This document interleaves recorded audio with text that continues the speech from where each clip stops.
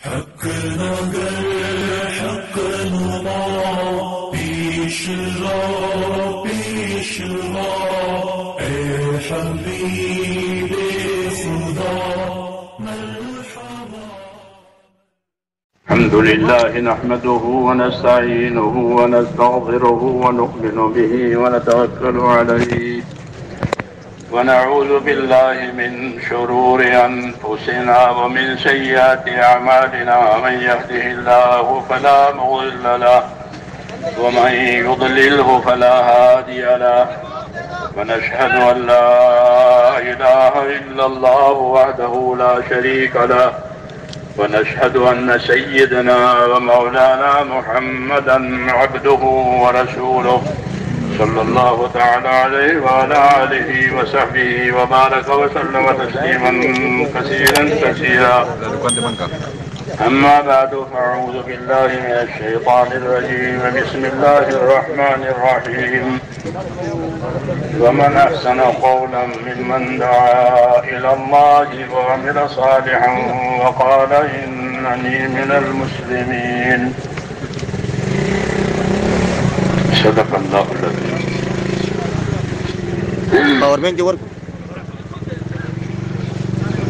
بزرگوں اور پیارے بھائیوں،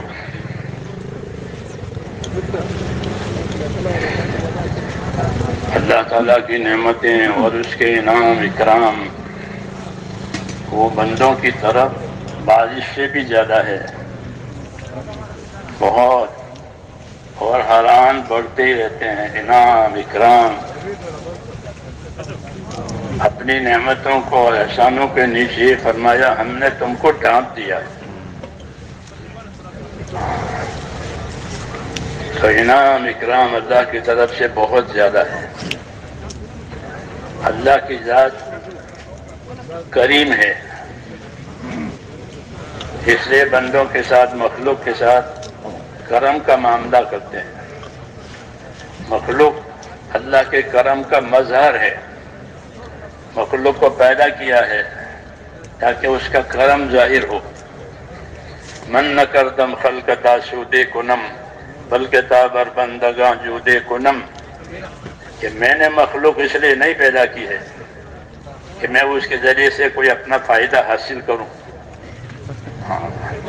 جس طرح حاکم اپنے حکومت سے مخلوق سے فائدہ حاصل کرتا ہے، اللہ کہتے ہیں میں ایسا نہیں ہوں، بلکہ میں نے مخلوق کو اس لیے پیدا کیا ہے تاکہ میں مخلوق پر اپنا کرم کروں، اپنی بخشش کروں.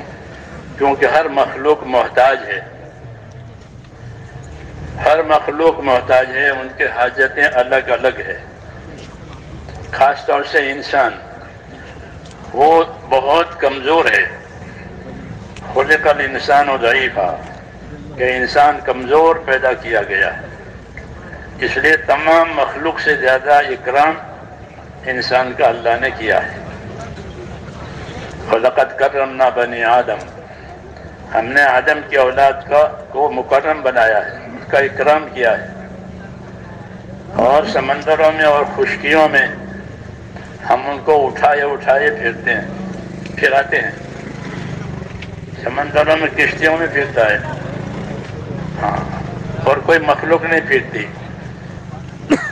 اور زمین پر دوسرے جانوروں پر سواری کر کے چلتا ہے، اپنے پاؤں سے بھی چلتا ہے اور دوسرے جانوروں پر اور مشینوں پر سوار ہو کے بھی چلتا ہے. دوسری کوئی مخلوق ایسا نہیں کر سکتی. تو اکرام کیا ہے. پھر بڑا اکرام وہ دین کا اکرام ہے. ہاں، بڑا اکرام، اس سے بڑا کوئی اکرام نہیں ہے. کہ دین سے، ایمان سے ہم کو اللہ تعالیٰ نے اعزاز بخشا ہے. دین اور ایمان کے ذریعے سے ہم کو اعزاز بخشا ہے، اللہ نے عزت بخشی ہے. یہ بڑی بات ہے. پھر اس کے تقاضے سکھائے ہیں کہ ایمان اسلام دیا ہے، اس کے تقاضے پورے کرو تاکہ تم اپنے ایمان میں ترقی کرو. کاروبار کے تقاضے پورے ہوتے ہیں تو کاروبار ترقی کرتا ہے، اور آئے دن اس کو یہی فکر ہوتی ہے کہ کاروبار ترقی کرے، اس لیے وہ اس کے تقاضے پورے کرتا ہے، اس کے راستے کی سہولتیں مہیا کرتا ہے، اس کے راستے کی دشواریوں کو دور کرنے کی کوشش کرتا ہے کہ کاروبار آگے بڑھے۔ کہ دین کے معاملے میں بھی کہ اس کے تقاضے پورے کر کے اپنے دین کو آگے بڑھاؤ، اپنی دینداری کو اوپر سے اونچے لے جاؤ، اپنی دینداری کو اونچی کرو، اپنی دینداری کو اچھی کرو، بہتر کرو، اور دنیا میں دین کے لیے راستہ بناؤ، جس طرح حکومتیں سڑکیں بناتی ہے، پل بناتی ہے، وہ اپنی ذمہ داری سمجھتی ہے، ورنہ لوگوں کا کام کیسے چلے گا؟ اچھی سے اچھی سڑکیں، پھر اچھی سے پل، ایک کاروبار چلے، زندگی کی ضروریات سہولتوں کے ساتھ پوری ہو جاوے۔ ایسے ہی ہمارے ذمے ہے کہ دین کے لیے راستہ بناؤ۔ حضور صلی اللہ علیہ وسلم نے امت کو حرکت دی ہے، نفر سفر یہ نبیوں کی زندگی میں ہوتا ہے۔ نفر کے معنی سفر کرنا، نکلنا اپنی جگہ سے، تو ان کی زندگیوں میں نفر ہے، سفر ہے، ہجرت ہے، یہ حرکت دی ہے کہ اس کی وجہ سے دین کے راستے بنیں گے، لوگ چلیں گے اس پر۔ یہ ہمارے ذمے ہے کہ دین کے لیے راستہ بنائیں تاکہ لوگ اس کے اوپر چلیں، لوگوں کے لیے آسانی ہو جائے۔ صحابہ کرام کو جب کسی ملک میں بھیجتے تھے تو ذمہ داریاں سمجھاتے تھے، جس طرح آپ حضرات روانگی کی باتیں سمجھاتے ہیں، ایسے ان کو ذمہ داری کی باتیں سمجھاتے تھے، یوں کرنا، اور ایک بات اور فرماتے تھے کہ یسرا ولا تعسرا، بشرا ولا تنفرا، کہ دیکھو لوگوں سے کام لینا ہے، لوگوں میں کام کرنا ہے، لیکن آسان طریقے سے کرو، اور لوگوں کے حوصلے بڑھا کر کرو، بشارتیں سناؤ۔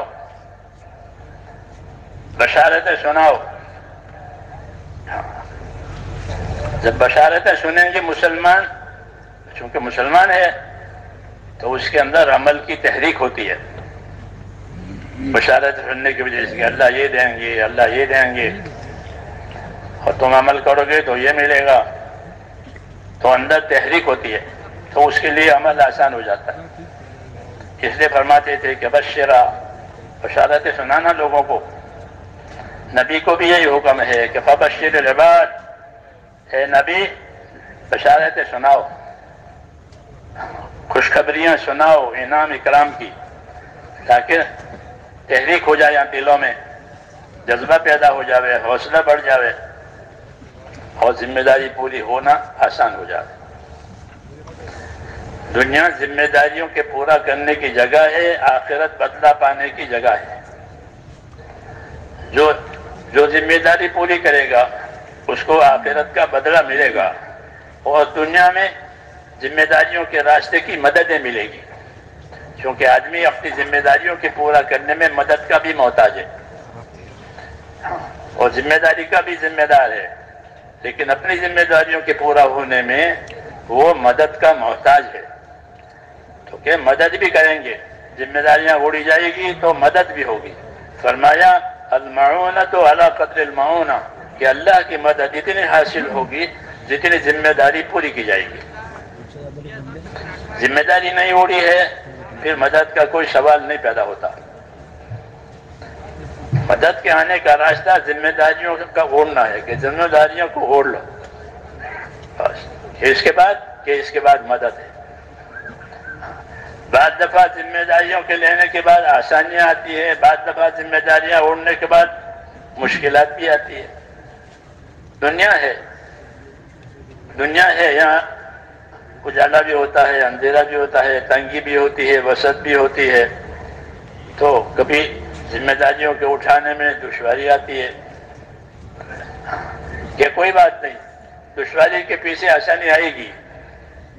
یہ بھی سمجھایا کہ دشواری ہے، دشواری کے پیچھے آسانی آئے گی. دنیا امتحان کی جگہ ہے، اس لیے یہاں دشواریاں آتی ہیں، گرمی، سردی، بارش، الگ الگ. کہ ان حالات میں جو کام کیا جائے گا تو اللہ تعالیٰ کام کا بھی بدلہ دیں گے اور حالات کا بھی بدلہ دیں گے کہ کس حال میں کام کیا تھا، کہ دشواری کے ساتھ کام ہوا ہے، کہ دشواری کا بھی بدلہ دیں گے اور عمل کا بھی بدلہ دیں گے.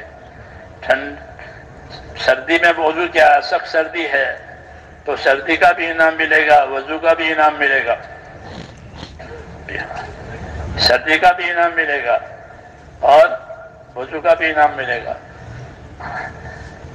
کیونکہ یہ دین ہے. دین کا معنی ہی بدلہ. دین عربی کا لفظ ہے دال یہ نون. دین، دین کا کیا ترجمہ ہے؟ دین کا ترجمہ جزا اور بدلہ. اگر بددینی ہے تو برا بدلہ آئے گا، بہترین کی ہے دین میں تو بہتر بدلہ آئے گا، بدلہ ضرور آئے گا. دین کے معنی ہی بدلہ. دانا یا دینوں بدلہ دینا. دین کے راستے سے حق تعالیٰ شانہ ذمہ داری بھی دیں گے، بدلہ بھی دیں گے. بگاڑا ہے دین کو، برا بدلہ آئے گا، برے حالات آئیں گے اور برے نتیجے آئیں گے. بنایا ہے کہ اچھے حالات آئیں گے، اچھا بدلہ ملے گا. بدلہ تو ہے ہی.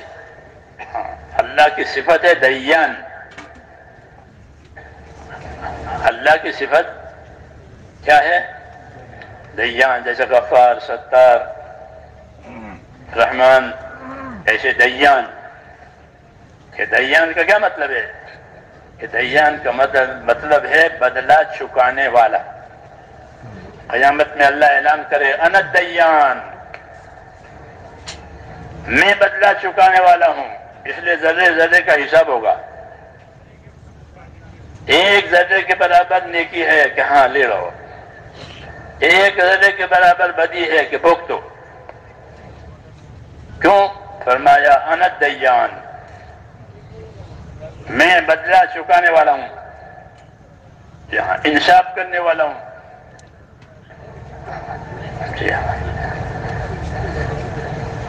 تو اس لیے ذمہ داریوں پر اللہ تعالیٰ کامیابی دیتے ہیں اور اس میں کبھی تنگی بھی آتی ہے، راحت بھی آتی ہے. بہر صورت اپنی ذمہ داریوں کو اچھی سے اچھی طریقے سے پورا کرنا یہ حکم ہے. یہ حکم ہے کہ نماز پڑھے تو کیسے پڑھے؟ کہ اچھی سے اچھی پڑھے. جو بھی عبادت کرے کہ اچھی سے اچھی کرے. اپنی خیر کو اچھی سے اچھی طریقے سے بناؤ. تو احسنوا ان اللہ یحب المحسنین. اس کا ترجمہ دیکھ لینا. حضرت تھانوی نے لکھا ہے اچھی طرح سے کام کرو، اچھی طرح سے کام کرنے والوں سے اللہ محبت کرتا ہے. اپنے دین میں، اپنے کاموں میں حسن پیدا کرنا. سر سے اتار دینا نہیں ہے یا ٹال دینا نہیں ہے. کہ ٹال دینا کہ وہ ٹل جائے گا اور کچھ نہیں ملے گا. سر سے اتار دیا تو اس کو ہلکا بنا دیا تو ہلکا اترے گا قیامت میں. کیوں کہ اس کو خود ہی ہلکا بنایا ہے. کہ اس کو وزنی بناؤ، وزنی بناؤ، ہلکا نہ بناؤ. کہ ہلکی چیز وہ رل جاتی ہے. ایک دفعہ ہم امریکہ کے سفر سے واپس آ رہے تھے ہوائی جہاز میں، ساتھی سامان چڑھا رہے تھے. ایک آئٹم چھوٹی تھی تو اس نے کہا اس کو اندر مت دو، یہ چھوٹی ہے.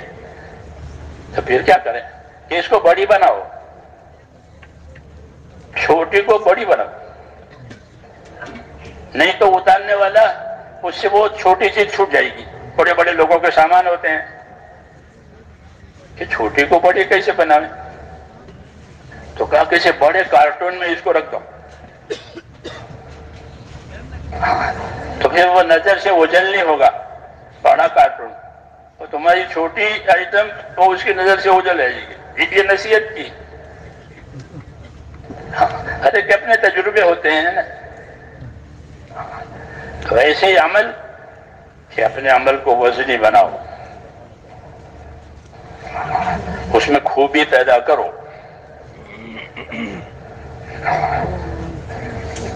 کہ خوبی کیسے پیدا ہوگی اور کیا خوبی ہوتی ہے عمل کی؟ وَمَنْ أَحْسَنُ قَوْلًا مِّمَّنْ دَعَا إِلَى اللَّهِ، کہ اس سے بہتر کس کی بات ہو سکتی ہے، یوں کہ اللہ کہ اس سے بہتر کس کی بات ہو سکتی ہے کہ جو اللہ کی طرف بلاوے۔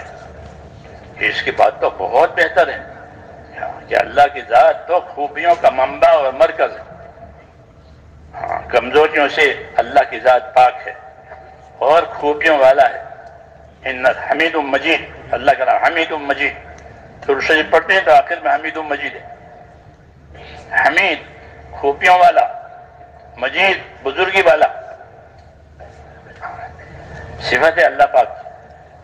تو اللہ خوبیوں والے ہیں، اللہ بزرگی والے ہیں کہ اپنے عمل کو کہ خوبی والا بناؤ،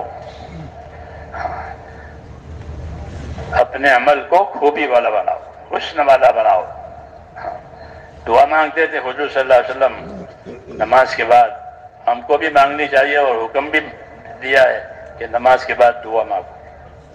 کیا دعا ہے؟ رب اعنی علی ذکرک و شکرک و حسن عبادتک، اے اللہ میری مدد فرما۔ کس بات پر مدد چاہتا ہے بندہ؟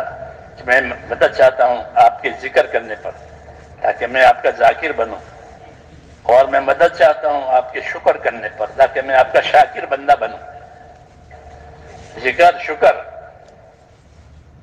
اور تیسری بات کہ آپ میری مدد فرمائیں اور حسن عبادت، کہ آپ کی عبادت کو اچھی سے اچھی طریقے سے کروں، کیونکہ عبادت اللہ کا حق ہے، عبادت کے لیے پیدا کیا ہے، عبادت کی ذمہ داری ڈالی ہم پر، اور روزی کی ذمہ داری لی اللہ نے اپنے اوپر۔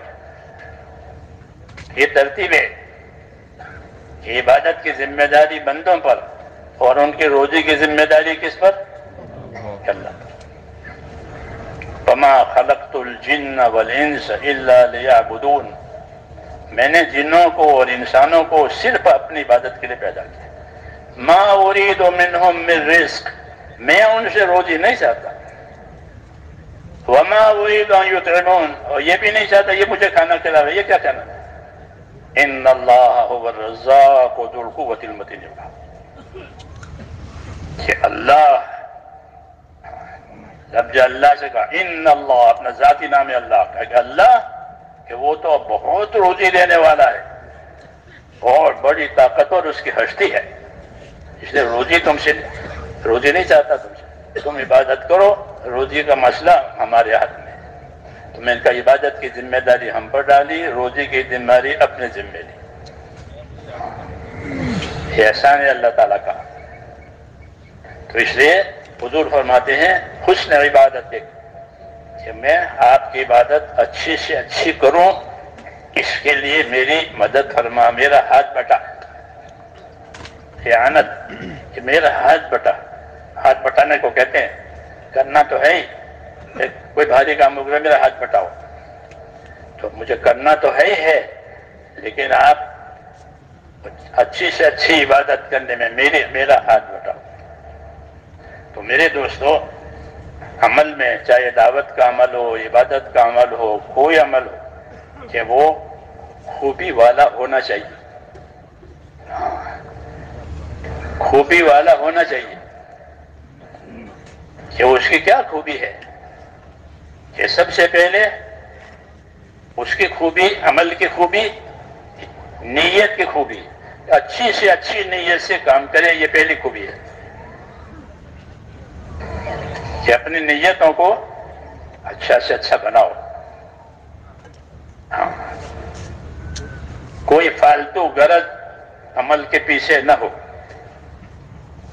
بلکہ نیت اچھی سے اچھی ہو. کہ اچھی سے اچھی نیت کیا؟ تو صحابہ کے بارے میں اللہ نے فرمایا کہ ان کے ارادے اور ان کی چاہت جو نیت کی وجہ سے ہوتی ہے وہ کیا ہوتی تھی؟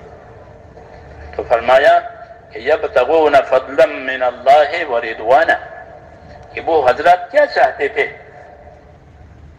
کہ وہ اللہ کا فضل ایک تو چاہتے تھے اور ایک اللہ کی خوشنودی چاہتے تھے کہ بس آپ فضل فرما دیں اور ہم سے ہمیشہ کے لیے راضی ہو جائے. تو ہمیشہ اللہ راضی رہے اور اللہ کو راضی کرنے کے لیے کام کرے، یہ نیت کی خوبی ہے. اس کا استحضار و دھیان کرے کہ میں یہ کام اللہ تعالیٰ کو راضی کرنے کے لیے کر رہا ہوں. نیت کی وجہ سے عمل عبادت بنتا ہے. نیت نہیں ہے تو عادت بنتا ہے. جیسے ہم چائے پی لیتے ہیں، کھا پی لیتے ہیں، کوئی نیت نہیں، عادت ہے، کھاتے پیتے ہیں.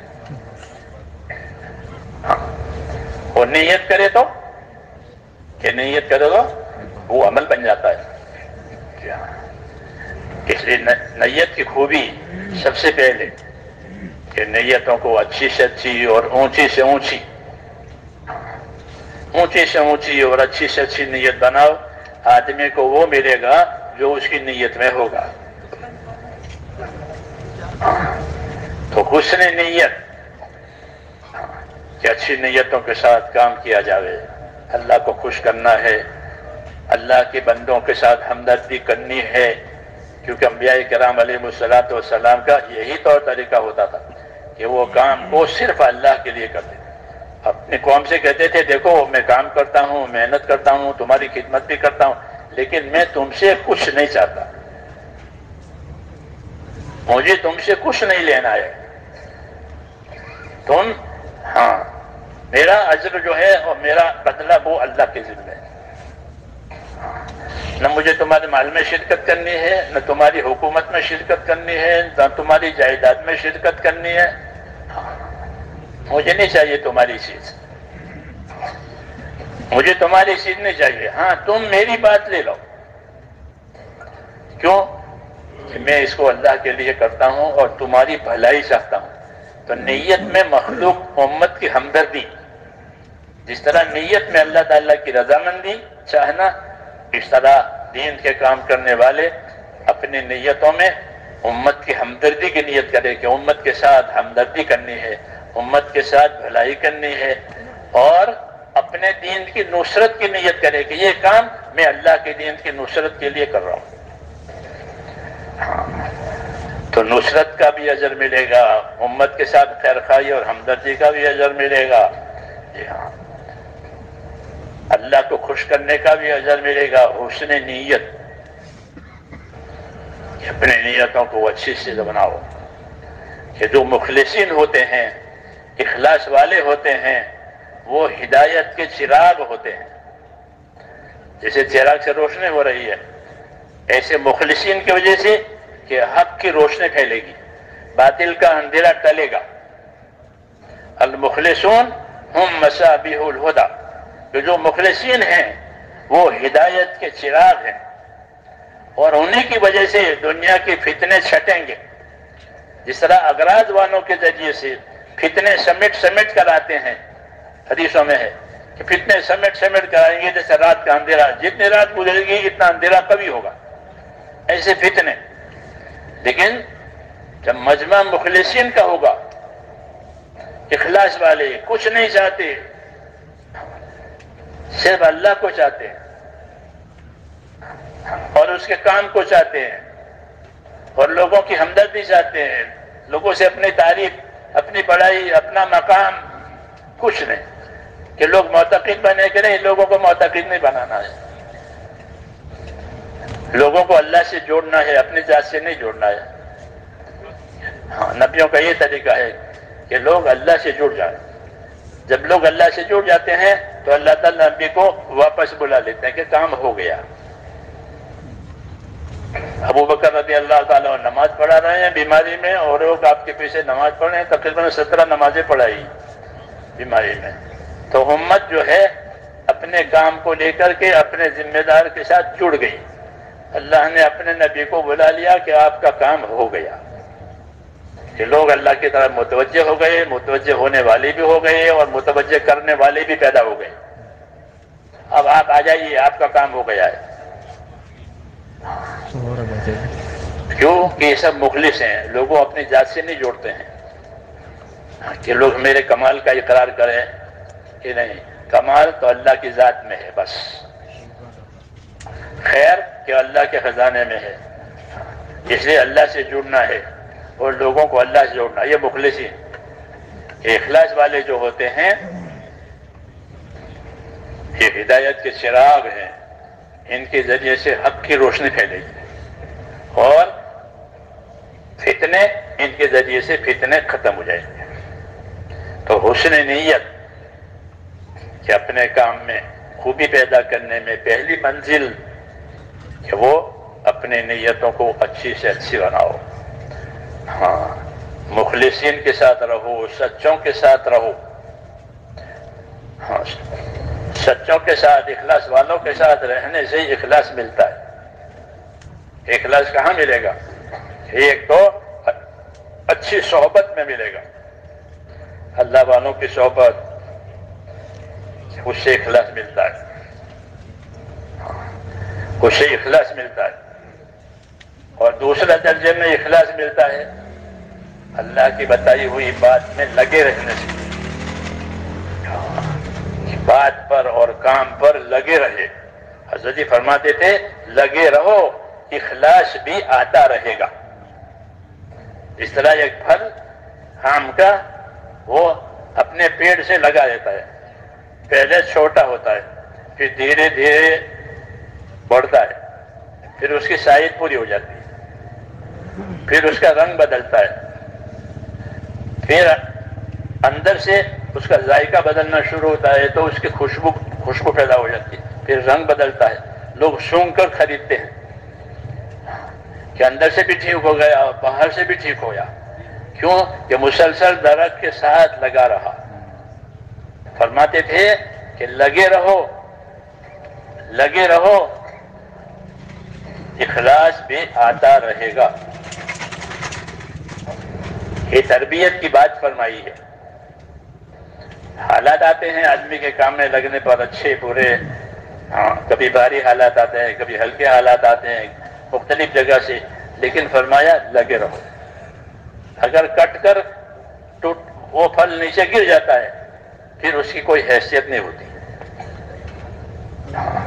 وہ کٹ گیا، نیچے گر گیا، ایسا کوئی آدمی کام سے کٹ گیا کہ اب اس کی کوئی حیثیت نہیں رہے گی.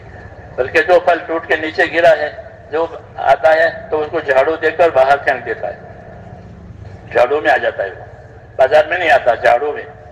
کیوں؟ یہ کٹ گیا ہے. فرماتے تھے کہ لگے رہو، اخلاص بھی آتا رہے گا.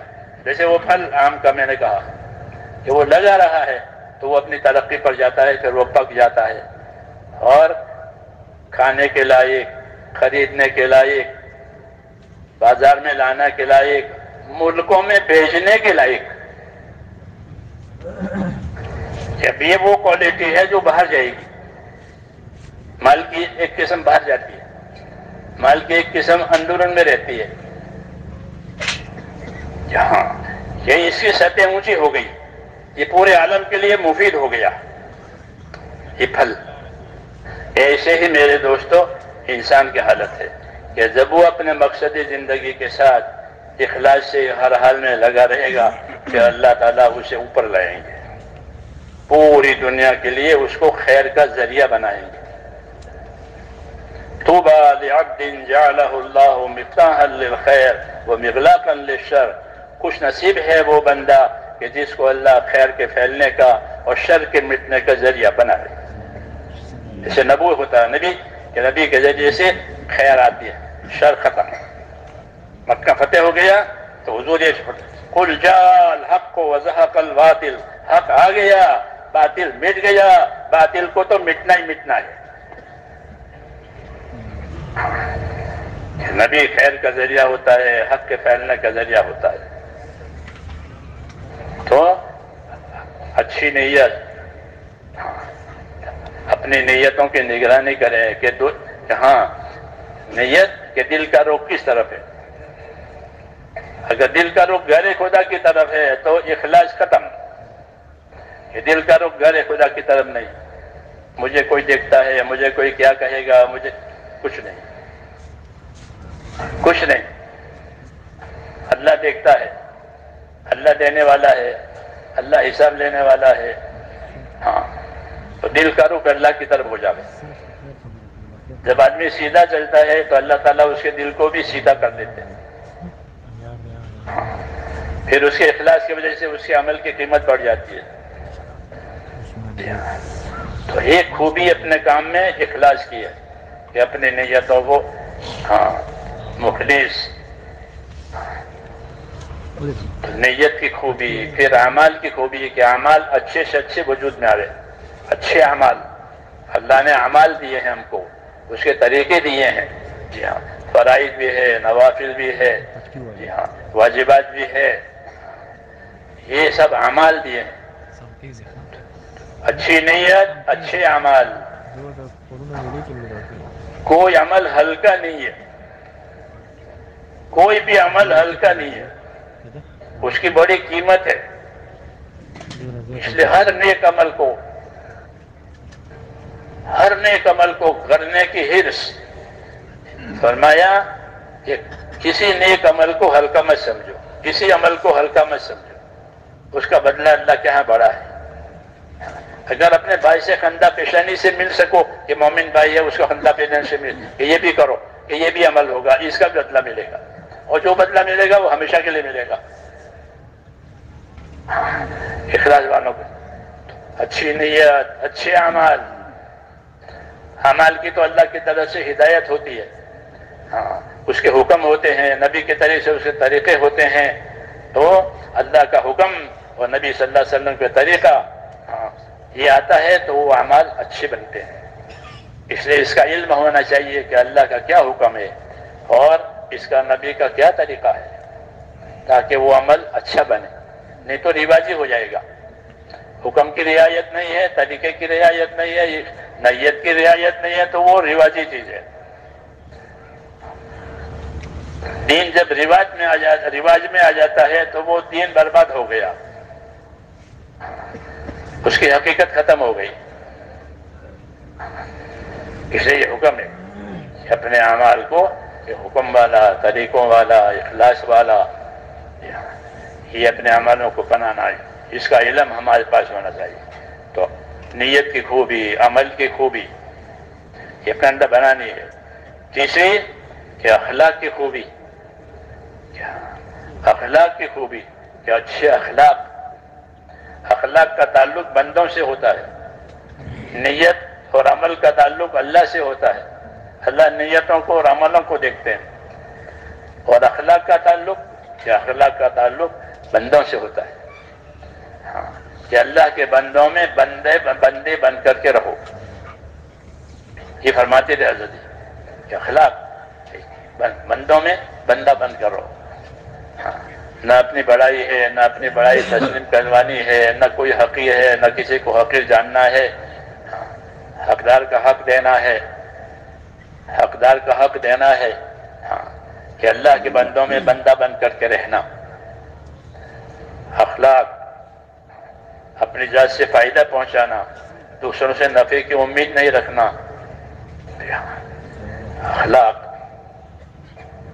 اسلام میں اس کی بڑی اہمیت ہے. رسول اللہ صلی اللہ علیہ وسلم کو اخلاق والا موضوع پورا اور کامل دیا ہے. انک لعلی خلق عظیم، کہ آپ اخلاق کے بہت اونچے معیار پر ہیں.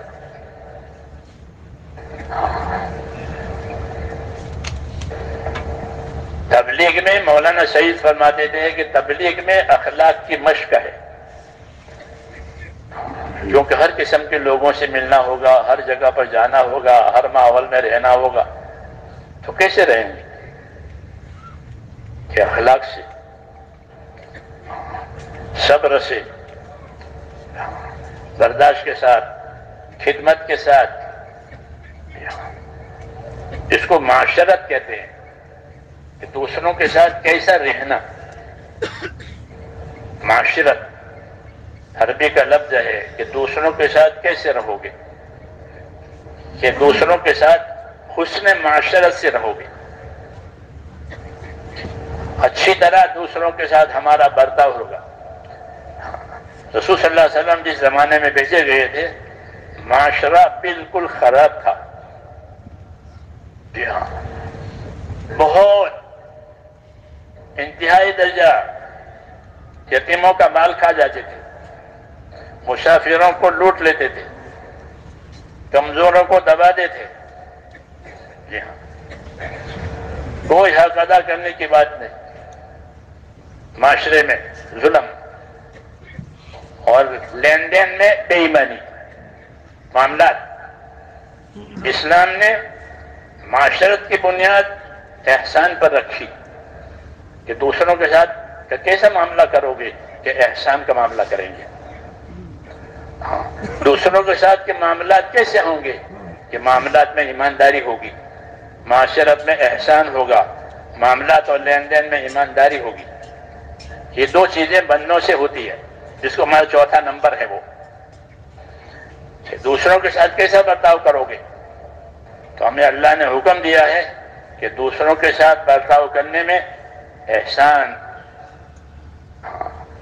انصاف. ان اللہ یامر بالعدل والاحسان، اللہ تمہیں حکم دیتا ہے انصاف کرنے کا، اللہ تمہیں حکم دیتا ہے احسان کرنے کا کہ اپنی ذات سے احسان کرو. ہاں، تو اسلام میں جو معاشرت اور رہن سہن ہے، معاشرت کا معنی رہن سہن، اس کی بنیاد احسان پر رکھی ہے. اور اس کی کیفیت کیسی ہوتی ہے معاشرت کی؟ حضرت فرماتے تھے کہ ہماری معاشرت میں سادگی اور حیا ہے. ہم اپنی معاشرت اور رہن سہن میں سادہ اور حیا اور شرم، یہ ہمارے معاشرے کی کیفیت ہے کہ ہمارا معاشرہ سادہ ہوگا، اس میں اسراف نہیں ہوگا، فضولیات نہیں ہوگی. سادہ، شادی کریں گے وہ بھی ایسی، مکان بنائیں گے وہ بھی ایسا، کھانا پینا وہ بھی ایسا سادہ. کہ معاشرت میں سادگی، اور دوسرا کہ معاشرت میں شرم اور حیا. یہ ہمارے معاشرت کی خاصیت ہے. ہم کو حیا کی تعلیم دی ہے، حیا کی تعلیم دی ہے، اور کہا حیا یہ ایمان کا شعبہ ہے، با حیا رہو. حضور صلی اللہ علیہ وسلم کی سیرت میں ہے کہ حضور صلی اللہ علیہ وسلم نے کنواری لڑکی سے بھی زیادہ شرم اور حیا کی، کیونکہ شرم و حیا یہ برائی سے روکنے میں بہت قوی اثر رکھتا ہے. تو ہمارا رہن سہن کہ سادہ، حیا اور حیا والا، احسان والا، انصاف والا. جی ہاں، جب یہ معاشرہ بنے گا تو وہ غلط معاشرے والے اس میں آ کر جڑ جائیں گے. مدینہ منورہ کی یہی خوبی تھی، ورنہ جاہلیت تو ہر جگہ تھی.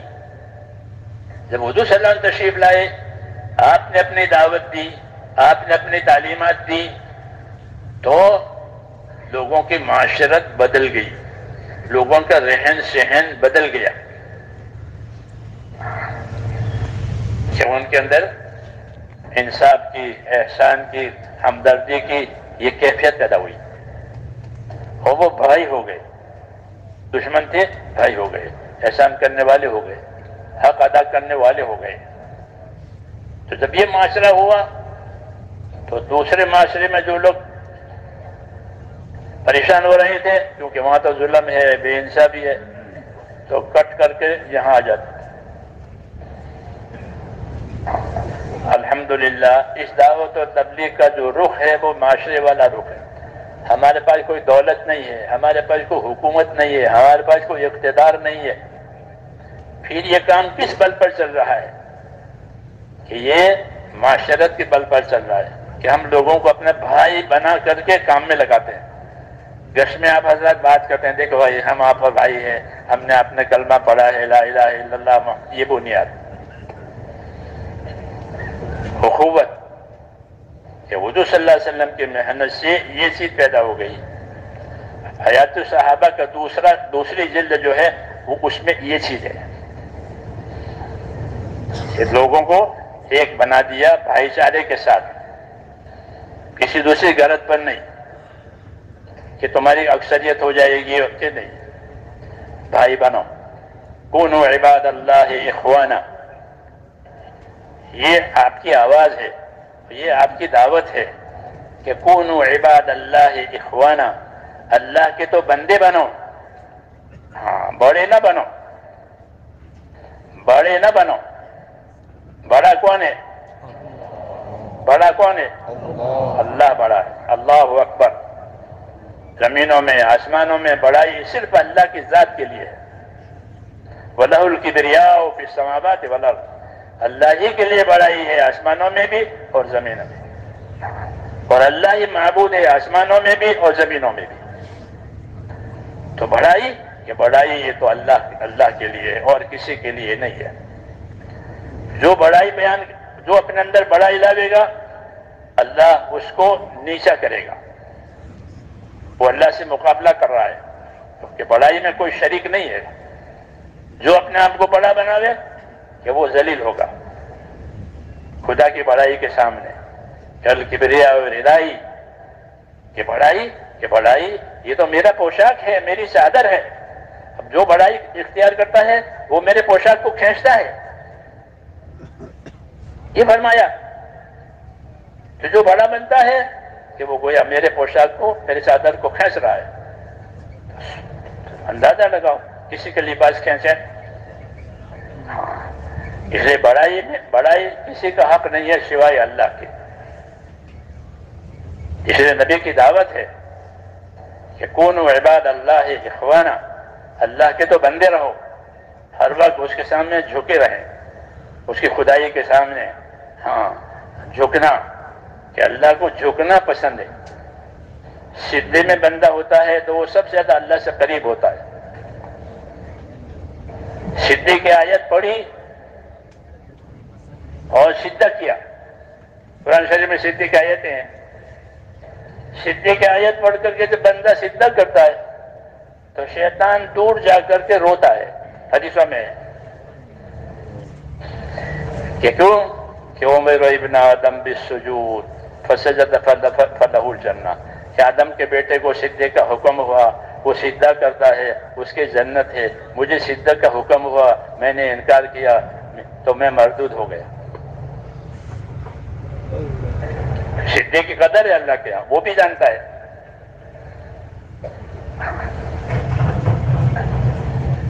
تو اس نے کہا اللہ کے بندے بنو، کیا بنو؟ اللہ کے بندے بنو۔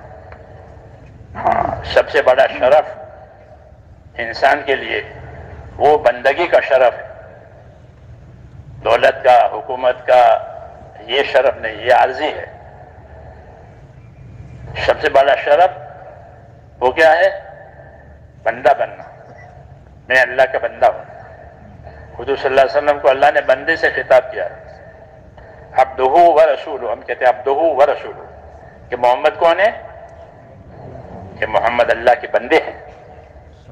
محمد کون ہے؟ کہ وہ اللہ کے بھیجے ہو یا رسول ہے۔ تو بندگی کے ساتھ رسالت ہے، اور رسالت بندگی سکھانے کے لیے ہے، بندے بنو۔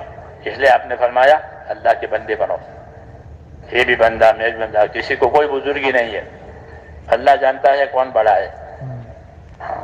بندے بن کر کے رہو، یہ معاشرت ہے ہماری، کہ ہر ایک کا حق ہے، ہر ایک کا حق ہے۔ اس لیے ہماری معاشرت میں ہم کو احسان کا حکم دیا ہے کہ اپنی ذات سے بھلائی پہنچاؤ، دینی دنیاوی، وَاعْبُدُوا اللَّهَ وَلَا تُشْرِكُوا بِهِ شَيْئًا وبالوالدین احسانا وبذی القربى والیتامی والمساکین. لمبی آیت ہے سورہ نساء کی. پہلا حکم کہ وَاعْبُدُوا اللَّهَ، ایک اللہ کی عبادت کرو، اس کے ساتھ کسی کو شریک نہ کرو، یہ پہلا حق. پھر ماں باپ کے ساتھ احسان کرو. کیوں کہ معاشرت میں پہلا تعلق انسان کا اپنے ماں باپ سے ہوتا ہے. پیدا کیا ہے، ماں نے اس کو جانا ہے، تو پہلا تعلق ماں باپ سے ہوتا ہے اللہ کے بعد. ٹھیک ہے، ماں باپ کے ساتھ احسان کرو. پھر ماں باپ کے رشتہ داروں کے ساتھ احسان کرو. ذوی القربیٰ رشتہ دار ہے، ایک دادا کی اولاد ہے، ایک نانا کی اولاد ہے، یہ رشتہ دار کہلاتے ہیں کہ ان کے ساتھ احسان کرو. یتیموں کے ساتھ احسان کرو، پڑوسیوں کے ساتھ احسان کرو.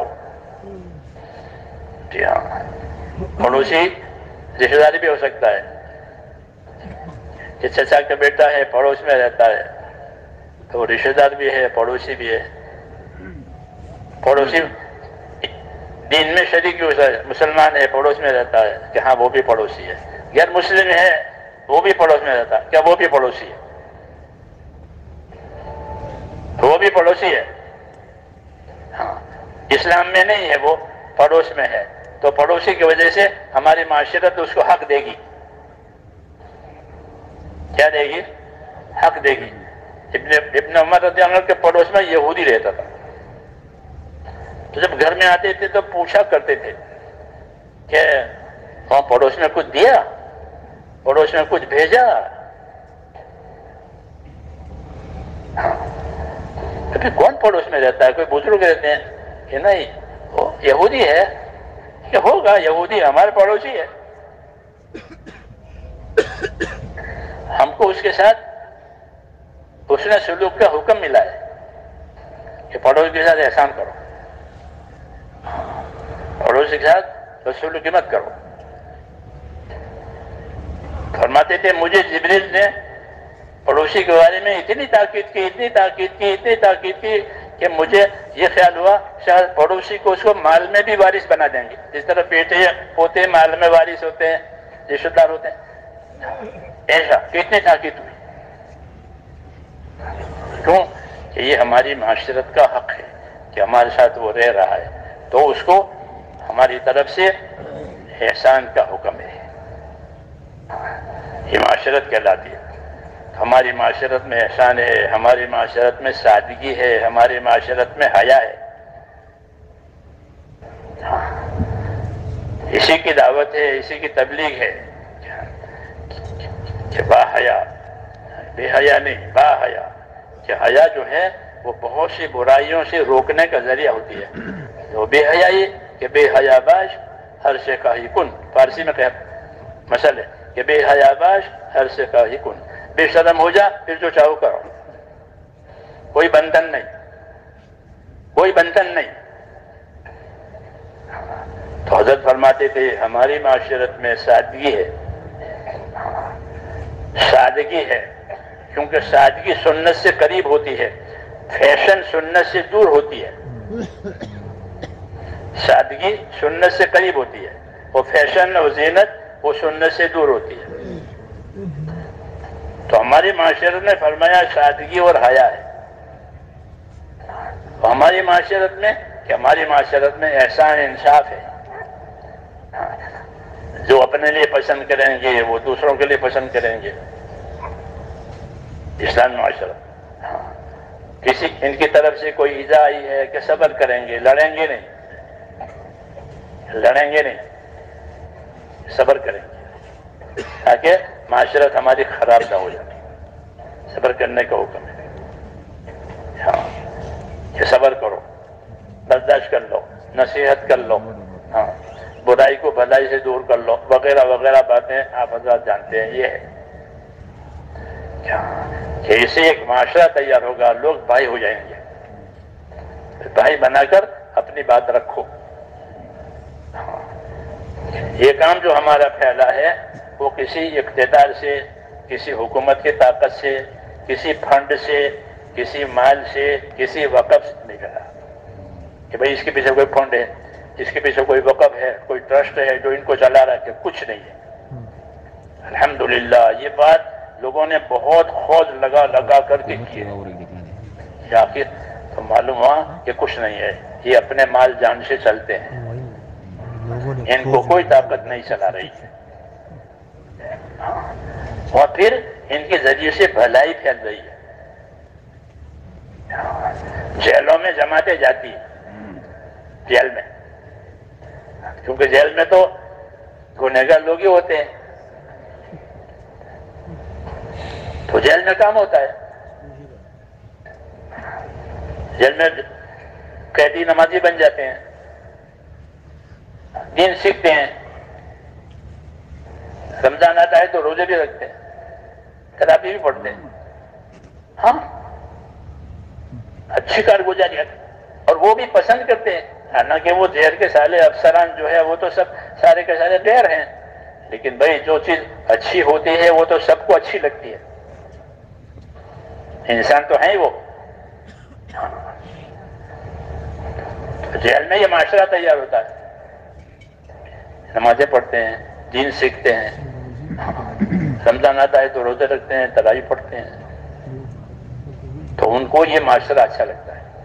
تو ایک جگہ شادی کام کر رہے تھے تو وہ جیل کے افسر کہنے لگے کہ رمضان میں بہت سکون ہوتا ہے، جب آپ لوگ روزے رکھتے ہو تو وہ مہینہ بہت سکون کا، نہیں تو یہ لڑتے ہیں قیدی، رمضان میں سکون ہوتا ہے۔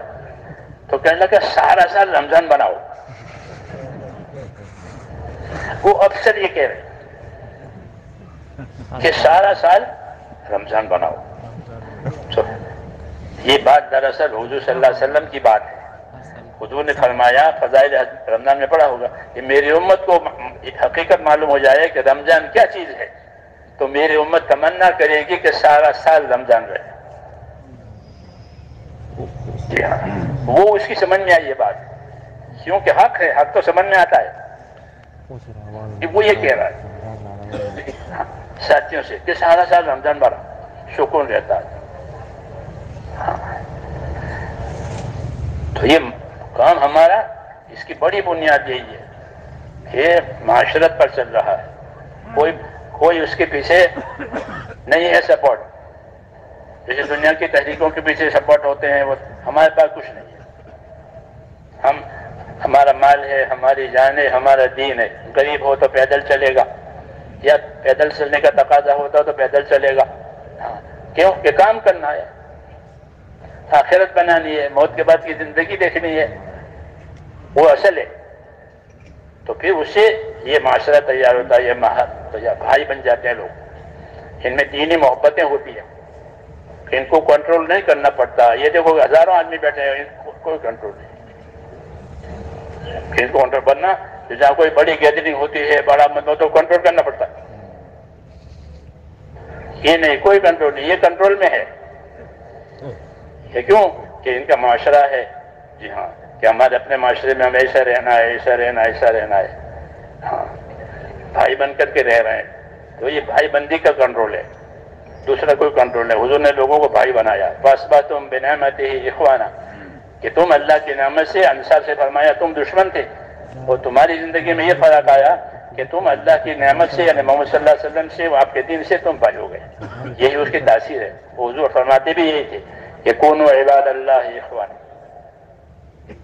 کہ اللہ کے بندے رہو، آپس کے بھائی رہو، اللہ کے بندے بن کر اللہ کا حق ادا کرو، اس کے دین کا حق ادا کرو، اس کے دین کے مددگار بنو، اس کے دین کے لیے راستے بناؤ، جی ہاں، وہ بھائی بنو، کہ ان کے ساتھ ہمدردی کرو، ان کے ساتھ حسن سلوک کرو، ان کے ساتھ انصاف سے رہو، پھر یہ ایک ہو جائیں گے، اس کو معاشرت کہتے ہیں، کہ آپس کا رہن سہن صحیح ہو گیا، حق ادا کرنے والا ہو گیا، کہ بہت بڑی خرابیوں سے نجات ہو گئی، ورنہ جاہلیت کا معاشرہ بہت برا تھا، کوئی بدی باقی نہیں تھی جو اس معاشرے میں نہ ہوتی، تو آپ نے معاشرے کو صاف کیا، کہ ہاں احسان پر اس کو لگایا، انصاف پر لگایا۔ ایسے ہی معاملات کو صاف کیا، لین دین کیوں کہ رہن سہن میں لین دین بھی کرنا پڑے گا، خریدنا پڑے گا، بیچنا پڑے گا، مزدوری، یہ لین دین کہلاتا ہے، کمائیاں۔ تو معاملات کو بھی آپ نے صاف کیا، لین دین کو صاف کیا۔ اسلام میں معاملات کی بنیاد امانت داری پر ہے، جس طرح معاشرت کی بنیاد احسان پر ہے، ایسے ہی معاملات کی بنیاد، لین دین کی بنیاد امانت داری پر ہے، کہ ہمارا لین دین امانت داری پر ہوگا۔ کسی کی ایک پائی بھی ہم کھوٹی نہیں کر سکتے۔ لین دین ہمارا صاف، جو لیا دیا، وعدہ کیا پورا کیا، کہ اپنے معاملات کو صاف رکھو۔ معاملات کا دین آخر میں آتا ہے، اچھی محنت ہو جاتی ہے تو پھر لوگوں میں کمائیوں والا دین آتا ہے۔ پہلے عبادت والا دین آتا ہے، جسے اس محنت سے عبادت والا دین آیا، لوگ نمازی بن گئے، لوگ حاجی بن گئے، لوگ ذکر کرنے والے، تلاوت کرنے والے، عبادت کرنے والے بنے۔ حضرت فرماتے تھے ہماری محنت صحیح طریقے پر چلی تو سب سے پہلے عبادت کا دین زندہ ہوگا، سب سے پہلے عبادت کا دین زندہ ہوگا۔ چنانچہ حج کثرت سے لوگ حج کرتے ہیں، کثرت سے عمرہ کرتے ہیں، روزے رکھتے ہیں، خیرات کرتے ہیں، نمازیں پڑھتے ہیں، ذکر کرتے ہیں، تو عبادت کا دین آیا۔ جب عبادت کا نہیں صحیح ہو جائے گا تو پھر اس کی تاثیر سے پھر لین دین صحیح ہوگا۔ کہ لین دین کا دین مشکل ہے، اس لیے اس میں ایمان کی طاقت چاہیے۔ حرام سے بچنے کے لیے ایمان کی طاقت کام کرتی ہے، اس لیے ایمان کو طاقتور بنایا۔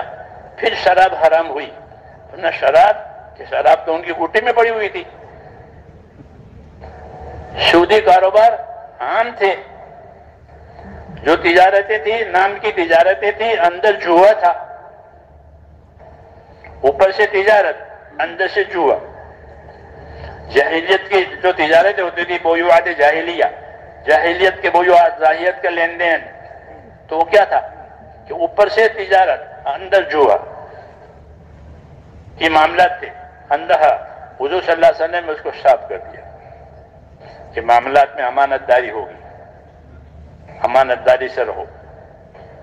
ہاں، مال کا عیب نہیں چھپایا جائے گا، جس کا حق ہے وہ اس کو ادا کیا جائے گا۔ اس لیے ایمان کو طاقت دی۔ جب ایمان میں طاقت آئی پھر سود حرام ہو گیا، آخر میں حرام ہوا ہے وہ اپنے گھر سے شروع کیا۔ عباس ابن عبد المطلب کا سود، عباس ابن عبد المطلب چاچا، ان کے سودی کاروبار تھا، بہت لوگوں کے ذمے ان کا سودی قرضہ تھا۔ سود کی حرمت آئی تو حضور صلی اللہ علیہ وسلم نے اپنے گھر سے شروع کیا کہ عباس ابن مطلب کا جتنا سود ہے وہ ختم، جو اصل مال ہے وہ ملے گا، سود نہیں ملے گا، تو اپنے گھر سے ختم کرایا۔ کیوں؟ اب ایمان میں طاقت آ گئی تو لین دین میں صفائی آ گئی، ہاں، تجارتوں میں صفائی آ گئی۔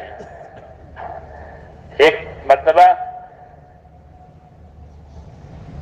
اناج کی منڈی، اناج کے بازار میں سے گزر ہوا، گیہوں کے ڈھیر لگے ہوئے تھے، آپ نے اندر ہاتھ ڈالا تو اندر سے گیہوں بھیگے ہوئے نکلے، اوپر سوکھے ہوئے، اندر بھیگے ہوئے۔ اس سے پوچھا یہ کیا؟ اگر کوئی پورا ڈھیر خریدے تو اوپر تو سوکھا ہے، نیچے تو بھیگا ہوا ہے۔ تو اس نے کہا یا رسول اللہ، رات میں بوندیں ہو گئی،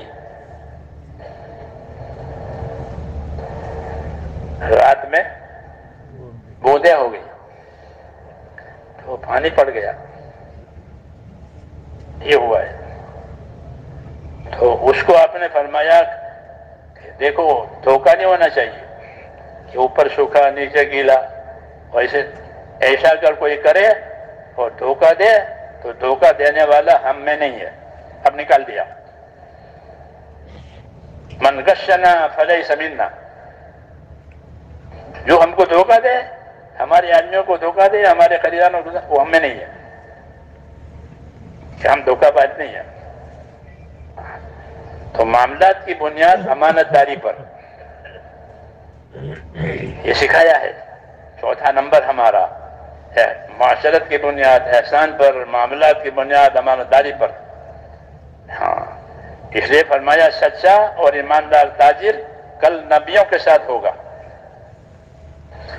سچا اور ایماندار تاجر عرش الہی کے سائے میں ہوگا۔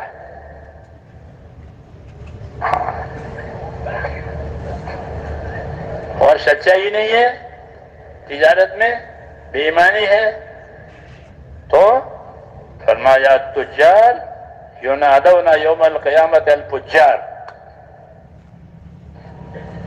کہ تجارت میں بے ایمانی ہے تو فرمایا قیامت میں ان تاجروں کو پکارا جائے گا، اے بدکارو چلو آؤ تمہارا فیصلہ ہونا ہے۔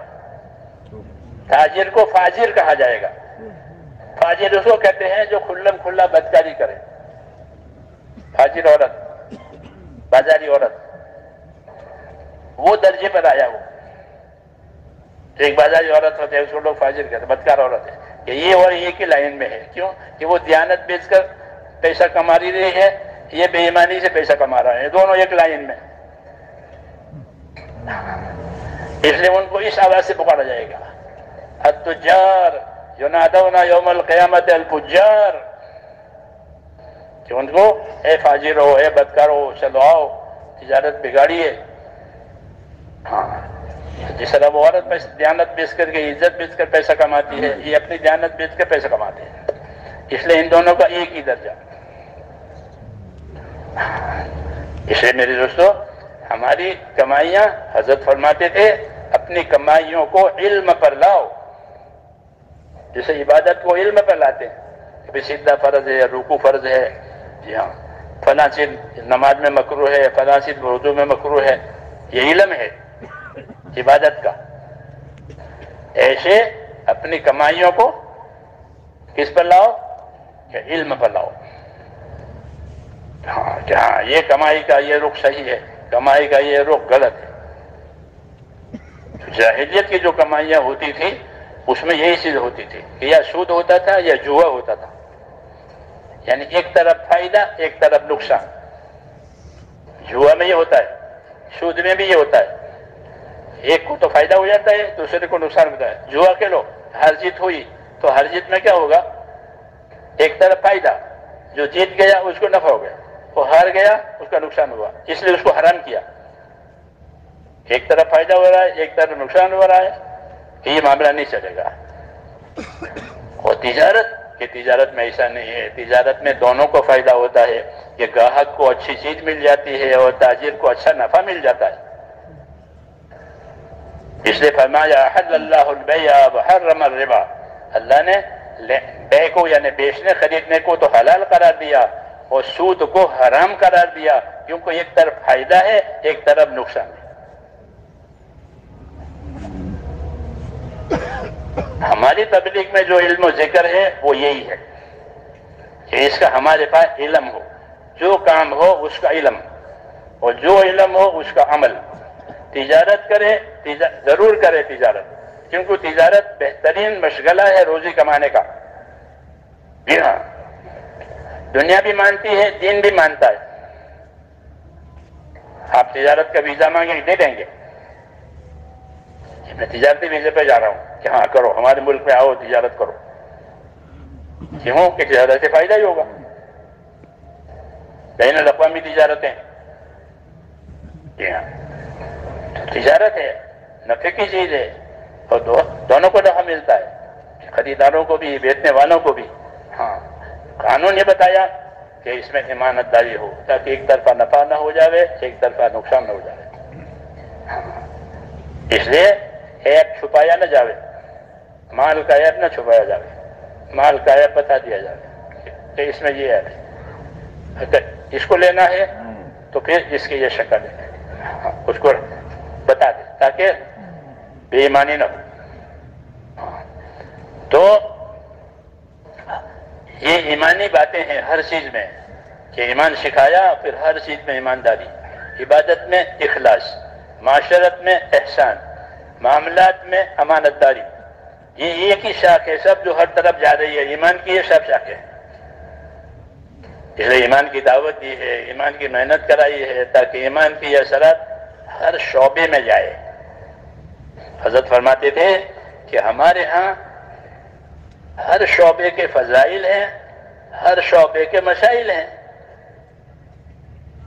کوئی بھی شعبہ ہو، تجارت کا شعبہ ہے، زمینداری کا شعبہ ہے، مزدوری کا شعبہ ہے، حکومت کا شعبہ ہے، جو بھی شعبہ ہے ٹھیک ہے، اس کی ضرورت ہے، ہر شعبے کی ضرورت ہے.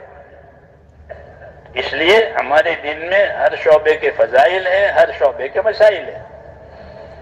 علم و ذکر ہماری تبلیغی محنت میں جو تیسرا نمبر ہے وہ اس کے لیے کہ جس شعبے میں ہو اس شعبے کا علم ہو کہ اس شعبے میں اللہ کیا کہتے ہیں، رسول کیا بتاتے ہیں، ان کا کیا طریقہ ہے، اس کا جاننا، اس کی فضیلت کا جاننا اور اس کے طریقے کو جاننا. تجارت کی فضیلت بھی ہے، تجارت کا طریقہ بھی ہے. زمینداری کی فضیلت بھی ہے، زمینداری کا طریقہ بھی ہے کہ زمیندارہ اس طرح کرو. زمیندارہ کے مسائل ہیں شریعت میں. اس لیے یہ چیزیں ہیں تو اہل علم سے پوچھ کر کے کریں تاکہ غلط نہ ہو جاوے. جس طرح دنیا کے کاموں کو لوگ پوچھ کے کرتے ہیں، کوئی سرکاری کام ہوتا ہے تو وکیلوں کے پاس جاتے ہیں، تعمیر کا کام ہوتا ہے بلڈروں کے پاس جائیں گے، علاج معالجہ ہے تو ڈاکٹروں کے پاس جائیں گے، ورنہ کیسے کام چلے گا؟ جانا پڑے گا. دین کا کام ہے تو کہ دین کا کام ہے تو دین کے جاننے والوں سے پوچھو تاکہ وہ تمہیں اس میں دینی روشنی دے. اس لیے فرمایا اپنے کمائیوں کو علم پر لاؤ، ورنہ کمائیاں ہوس پر جائے گی. ہوس زیادہ کمانا، کہ زیادہ کمانا منع نہیں ہے، غلط کمانا منع ہے، غلط کمانا منع ہے. ہاں، اس لیے اپنے آپ کو اس غلطی سے بچانے کے لیے فرمایا کمائیوں کو علم پر لاؤ، عبادت کو بھی علم پر لاؤ. علم و ذکر اسی لیے ہے کہ ہر شعبے کا علم اللہ تعالیٰ نے اتارا ہے، باعتبار فضائل کے بھی اور باعتبار مسائل کے بھی. دعوت و تبلیغ کا یہ مقصد نہیں ہے کہ صرف نکلنا ہو جاوے اور واپس آنا ہو جاوے، کہ نہیں، نکلنا بھی ہے، واپس آنا بھی ہے. نکلنا واپس آنا کہ اس سے استعداد پیدا ہوگی. کیا پیدا ہوگی؟ استعداد پیدا ہوگی کہ یہ کام اصولوں کے ساتھ چلا تو دین پر چلنے کی طاقت پیدا ہوگی. جیسا ورزش کرنے سے بدن کو طاقت ملتی ہے، آدمی ورزش کرتا ہے تو بدن کو طاقت ملتی ہے. ہاں، اس کے جوڑوں کو، اس کے اعصاب کو قوت پہنچتی ہے. ایسے ہی کہ دین کے لیے محنت، اس مجاہدہ، اس کی قربانیاں، کہ اسے حکموں پر چلنے کی طاقت پیدا ہوگی. پھر حرام چھوڑنے کی طاقت پیدا ہوگی. نہیں تو حرام چھوڑنے کی طاقت نہیں پیدا ہوتی. حرام سے محبت ہو جاتی ہے، کہ شراب سے محبت تھی پھر شراب سے نفرت ہو گئی. پھر شراب کو گرا دیا، پھینک دیا، اور جتنی برائیاں تھی وہ زندگی میں سے نکل گئی کہ اسے بچنے کی طاقت پیدا ہو گئی.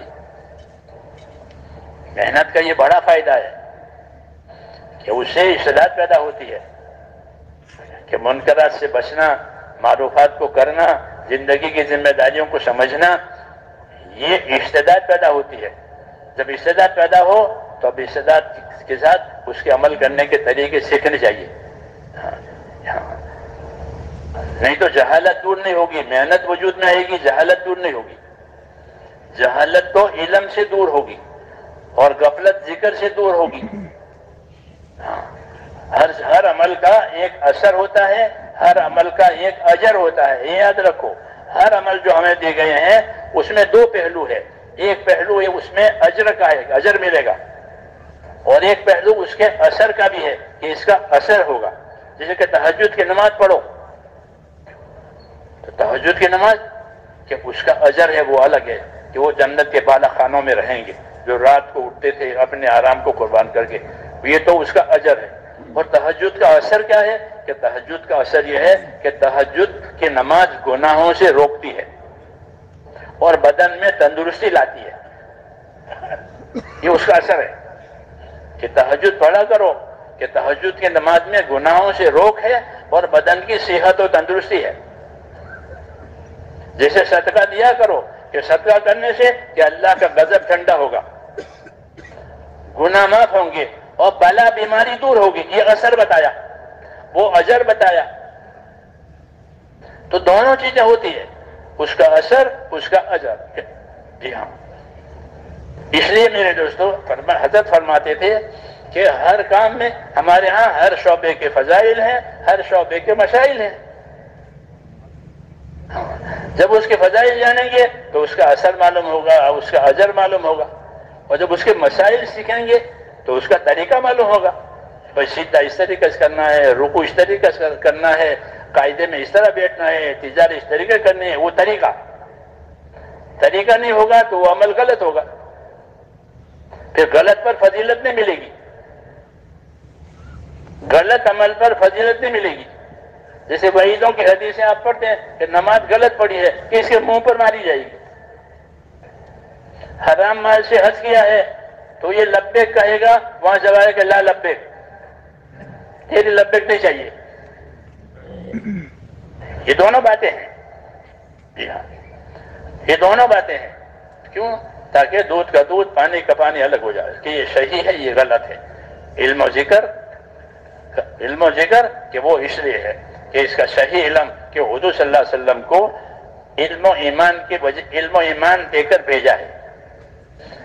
آپ نے دنیا کو ایمان سکھایا ہے، لوگوں لا الہ الا اللہ والے بن جاؤ، کامیاب بن جاؤ گے، ایمان۔ پھر ایمان کا کیا تقاضا ہے کہ ایمان کا تقاضا اطاعت کرنا۔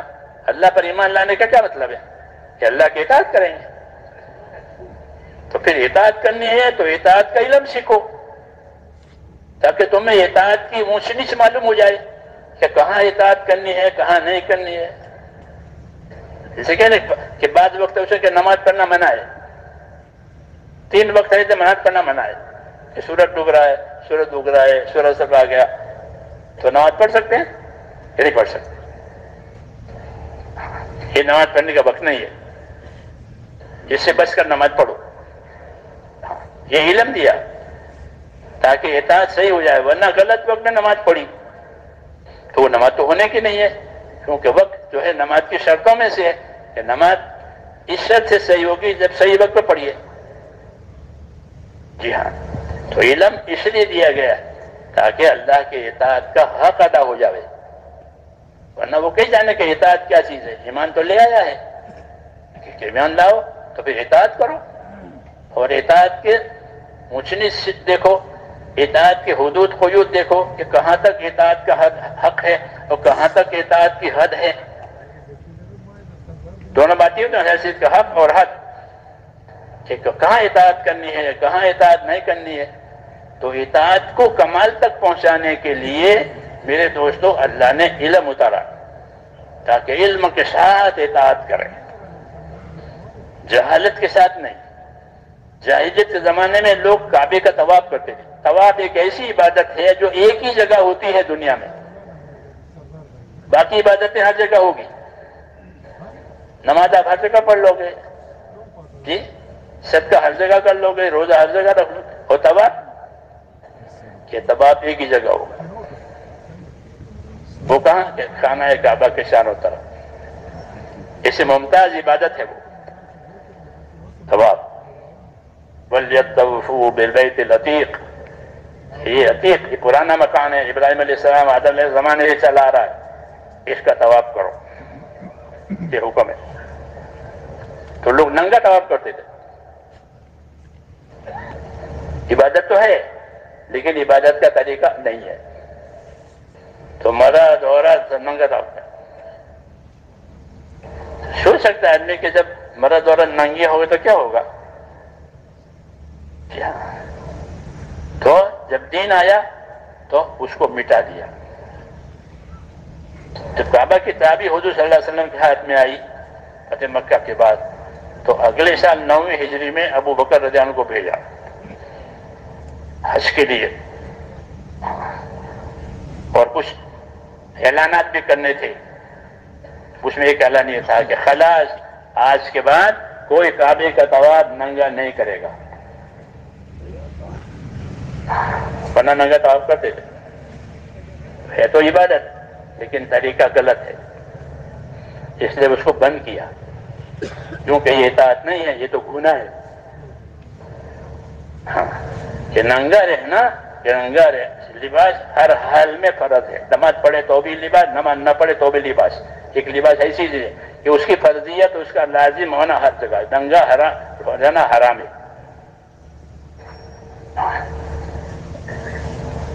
تو میں نے کہا اطاعت، کہ ایمان کا تقاضا اطاعت ہوتا ہے، کہ بھائی ایمان لائے ہیں کہ بہت اچھا ہے، تو اب کیا کرو کہ اطاعت کرو۔ اطاعت کے طریقے سمجھانے کے لیے رسول بھیجا جاتا ہے، رسول کی اطاعت اللہ کی اطاعت، اس میں کوئی تغیر نہیں ہے۔ من یطع الرسول فقد اطاع اللہ، جس نے رسول کی اطاعت کی اس نے اللہ کی اطاعت کی۔ کیوں کہ رسول طریقے بتائیں گے، عبادت تو صرف اللہ کی ہوگی، عبادت رسول کی نہیں ہوتی، عبادت اللہ کی ہوتی ہے۔ پھر عبادت کے طور طریقے رسول بتائیں گے، ہر چیز کے طور طریقے، عبادت ہو، معاشرت ہو، معاملات ہو، لین دین ہو، سب ان کے طریقے بتائیں۔ ان طریقوں کو سنبھالنا اس کا نام اطاعت ہے، اطاعت۔ اس لیے رسول اپنی اطاعت کی دعوت دے گا، فاتقوا اللہ واطیعون، اللہ کی نافرمانی سے بچو اور میری اطاعت کرو۔ قرآن پاک میں نبی اپنی امتوں سے، قوموں سے یہ کہتے تھے کہ فاتقوا اللہ واطیعون، اللہ سے ڈرو، عبادت اسی کی جائے گی، اس کی نافرمانی سے بچایا جائے گا، لیکن نافرمانی سے بچنے کے میری اطاعت کرو۔ میں تمہیں بتاؤں گا کہ اطاعت کا کیا طریقہ ہے اور معصیت اور گناہ کیا ہے۔ اس سے میرے دوستو دین میں اور دینداری میں کمال آئے گا۔ حضور صلی اللہ علیہ وسلم نے جو دین دیا ہے ہم کو، وہ کامل دیا ہے، پورا پورا، ہر بات کی طریقے، اس کے حکم، اور پھر اس کی تعلیم، پھر اس کی دعوت، کہ دعوت دو۔ کہ دعوت کی کیا غرض ہے؟ کہ دعوت کی غرض یہ ہوتی ہے کہ دعوت کی محنت سے دلوں میں طلب آئے گی۔ یہ دعوت ہے اس لیے کہ اس سے دلوں میں طلب آئے گی۔ وہ دعوت میں فضائل چلتے ہیں، فضائل، وعدے وعید ہیں کہ اس سے اندر حرکت ہوتی ہے، عمل میں فضیلت سنی تو حرکت ہوگی، وعید سنی تو ڈر ہوگا، یہ سنایا تھا۔ اسی قسم کی باتیں ہوتی ہے تو اندر تحریک ہوتی ہے کرنے کی چیزوں کی اور نہ کرنے کی چیزوں کی۔ یہ فضائل، دعوت فضائل کے ساتھ، دعوت فضائل کے ساتھ، تاکہ استعداد پیدا ہو جائے۔ فرمایا اپنے ماں باپ کے ساتھ اچھا سلوک کرو گے، تمہاری اولاد تمہارے ساتھ اچھا سلوک کرو گی۔ یہ فضیلت کہ ماں باپ کے ساتھ اچھا سلوک کرو، اگر ماں باپ کے ساتھ تمہارا سلوک اچھا رہا تو تمہاری اولاد تمہارے ساتھ اچھا سلوک کرے گی۔ اسے تحریک پیدا ہو کہ میرے ماں باپ، کیوں کہ آج میں ان کا بیٹا ہوں، کل اپنے بیٹوں کا باپ بنوں گا، تو مجھے ان سے کیا چیز دیکھنی ہے کہ میری اولاد میری بات مانے، کہ پھر تو تیرے باپ کی بات مان۔ یہاں لیا یہاں دیا، فضائل کہ ماں باپ کے ساتھ نیکی کرو، تمہاری اولاد تمہارے ساتھ نیکی کرے گی، یہ فضائل کہلاتے ہیں، اسے تحریک ہوتی ہے۔ جی ہاں، اس لیے دعوت میں یہ علم چلتا ہے، اس کا استحضار، اس کا دھیان، یہ جتنا استحضار اور دھیان اس کا زیادہ ہوگا، اتنی دعوت طاقتور ہوگی اور دلوں میں طلب پیدا کرا دے گی، خدا کا خوف پیدا کرا دے گا۔ ہاں، اس سے خدا کا خوف پیدا ہوتا ہے، اور خوف کی وجہ سے آدمی اپنے آپ کو بچاتا ہے۔ خوف نہیں ہوتا تو آزاد ہو جاتا ہے، آزاد ہو جاتا ہے، اپنے نتیجے سے بے فکر ہو جاتا ہے۔ یہ دعوت یہ تو دلوں کے اندر ایک چیز پیدا کرے گی فضائل کی وجہ سے۔ اس میں ایک اثر فضیلتوں کا ہے دعوت میں، دوسرا اثر دعوت میں حسن اخلاق کا ہے، کہ دعوت کو اچھے اخلاق سے دو۔ آپ صلی اللہ علیہ وسلم کو اچھے اخلاق کے ساتھ بھیجا گیا، اخلاق کا سب سے اونچا معیار آپ کو دیا ہے، کیونکہ آپ کے سامنے سب سے اونچی جاہلیت تھی، ایسی جاہلیت کبھی نہیں ہوئی۔ عیسیٰ علیہ السلام کے آسمان پر اٹھائے جانے کو 600 سال ہو گئے تھے، اس کے بعد آپ کی آمد ہوئی ہے، اس کے بیچ میں کوئی نہیں آیا، تو 600 سال کی پکی جاہلیت وہ ہر لائن میں تھی، کھانے میں، پینے میں، شادی میں، ہر لائن میں۔ حکومتیں بھی جاہلیت پر تھی، کاروبار بھی جاہلیت پر تھا، اور رہن سہن بھی جاہلیت پر تھا، کہ اپنے لڑکے کو جو پیدا ہوئی اس کو زندہ دفن کر دیتے تھے۔ ہاں، یہ ایک پکی جاہلیت۔ تو اگر جاہلیت کا جواب جاہلیت سے دیا جائے تو جاہلیت ترقی کرے گی۔ تو حضور صلی اللہ علیہ وسلم کو اللہ نے اخلاق کے ساتھ بھیجا، آپ نے جاہلیت کا جواب اخلاق سے دیا، تو جاہلیت دفن ہو گئی، اور لوگ آپ سے محبت کرتے تھے، آپ کو امین کہتے تھے۔ محمد امانت دار آدمی ہے، محمد سچا آدمی ہے، محمد غریبوں کا خیرخواہ ہے، یتیموں کا والی ہے، غلاموں کا مالک ہے۔ غلاموں کے ساتھ آپ کا برتاؤ ہوتا ہے، لوگ غلاموں کے ساتھ اچھا برتاؤ نہیں کرتے تھے۔ تو یہ سارے اخلاق، تو دعوت میں فضائل ہوتے ہیں، دعوت میں اخلاق ہوتے ہیں، اسے دعوت طاقتور بنتی ہے اور جاہلیت دب جاتی ہے۔ اس لیے آپ کو اخلاق کے ساتھ بھیجا، پھر آپ کو فضائل کا علم دیا، ترغیبات کا علم دیا آپ کو، وہ آپ نے چلایا۔ پہلے ہی دن سے اے لوگوں لا الہ الا اللہ والے بن جاؤ، کامیاب ہو جاؤ گے۔ کون ہے جو میری مدد کرے؟ کون ہے میری مدد کر رہے تاکہ میں اللہ کی بات لوگوں کو پہنچاؤں؟ جو میرے ساتھ رہے گا، اللہ کی بات پہنچانے میں میرا ساتھ دے گا، اس کو اللہ جنت دے گا۔ یہ بشارت، جی ہاں، اس لیے جو نرم لوگ ہوتے تھے وہ آ جاتے تھے، غریب لوگ، نرم لوگ۔ پھر اور محنت ہوئی تو اللہ تعالیٰ پھر ہر طبقے کے لوگ لگ گئے۔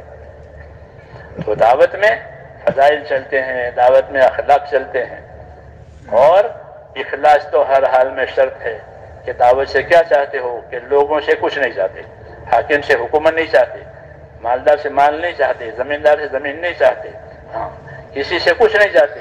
ہم تو اس کی بھلائی کی بات کر رہے ہیں کہ وہ اس راستے پر آ جائے تو اللہ اس کی دنیا بھی اچھی بنائے گا، آخرت بھی اچھی بنائے گا۔ ہمیں اس سے کچھ نہیں لینا ہے۔ یہ سب سے طاقتور چیز ہے کہ ہمیں تمہاری کوئی چیز نہیں چاہیے، ہم سے یہ چیز لے لو۔ تو جو سمجھدار ہوتے ہیں وہ متاثر ہوتے ہیں، یہ کچھ چاہتے ہیں کہ معلوم ہو یہ کچھ نہیں چاہتے۔ الحمدللہ اس دعوت میں یہ ہے، لوگوں نے اس دعوت پر پی ایچ ڈی کی ہے کہ اندر ہے کیا، کچھ نہیں ملتا ان کو، کیونکہ ہے ہی نہیں۔ ہم تو اللہ اور رسول اور آخرت، ہاں، اس کے لیے ہمارا مال، ہماری جان اور ہماری صلاحیتیں لگانی ہیں، کیوں کہ ہم اس کام کے امین ہیں، اس کام کے ہم امین ہیں، جیسے حضور صلی اللہ علیہ وسلم امین تھے، ہم اس کام کے امین ہیں کہ ہم کو یہ امانت اللہ نے سونپی ہے، رسول صلی اللہ علیہ وسلم کے بعد ایک ایک امتی کو یہ امانت سونپی ہے، تو ہم اس کام میں امین ہیں، لوگوں سے کچھ نہیں چاہتے، اپنے دین سے دنیا نہیں بنانی ہے، کہ وہ بدتر آدمی ہے جو دین سے دنیا بنا رہے، ہاں، کہ وہ بدتر آدمی ہے اپنے دین سے دنیا بنا رہے، اپنے دین کے نام سے دوسری چیزیں خرید اپنے کی۔ بنی اسرائیل کو فاسق کہا اللہ نے، یہ فاسق ہے، ان کے علماء کو فاسق کہا، کیوں کہ وہ اپنے دین سے دنیا بناتے تھے، یہ فاسق ہے، ان پر لعنت ہوئی،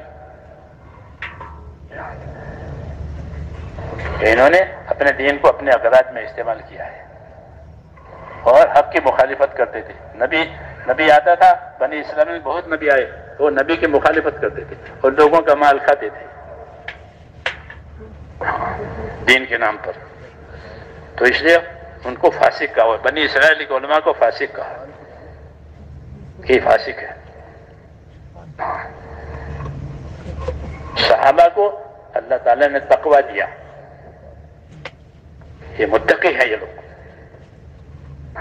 والذی جاء بالصدق وصدق به اولئک هم المتقون، جو سچ لے کر آیا اور انہوں نے سچ لے کر آنے والے کو سچا مانا کہ یہ لوگ متقی ہیں، تو سچ لے کر آنے والا محمد ہے صلی اللہ علیہ وسلم۔ والذی جاء بالصدق وصدق به اولئک هم المتقون، کہ جو سچ لے کر آیا وہ محمد صلی اللہ علیہ وسلم، کہ آپ کو اللہ نے سچ دے کر بھیجا ہے۔ والذی ارسل رسولہ بالہدی ودین الحق، آپ کو حق دے کر بھیجا ہے اور آپ کو سچا مانا، تو ابو بکر نے پہلے سچا مانا تو وہ صدیق ہو گئے۔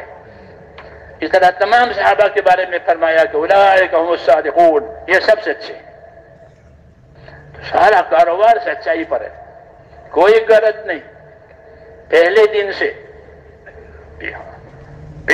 سے کوئی غلط دنیا والوں سے نہیں ہے، ہمارا کام سچا ہے اور اسی پر اللہ کامیابی دے گا قیامت میں۔